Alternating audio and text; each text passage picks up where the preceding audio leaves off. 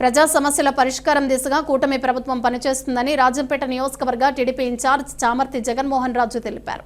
మండలంలోని మాచుపల్లి గ్రామం ఎస్సీ కాలనీలో ఆదివారం గ్రామదేవత గంగమ్మ జాతర సందర్భంగా టీడీపీ నియోజకవర్గ ఇన్ఛార్జ్ చామర్తి జగన్మోహన్ రాజుకు డప్పు వాయిద్యాలతో ఘన స్వాగతం పలికారు.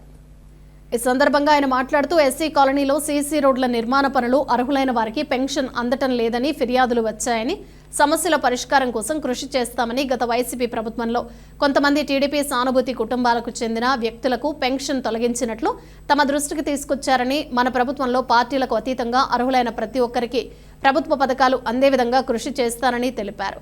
ఈ కార్యక్రమంలో టీడీపీ మండల అధ్యక్షులు Rajasekhar, cluster incharge Rajanaidu, parliament ఉపాధ్యక్షులు నాగమునిరెడ్డి, తెలుగు మహిళా అధ్యక్షురాలు కోటపాటి సుబ్బమ్మ, మాజీ జెడ్పీటీసీ చలమయ్య, అయ్యప్ప నాయుడు, నాగభూషణం, గాలి సుబ్బయ్య తదితర టీడీపీ నేతలు పాల్గొన్నారు.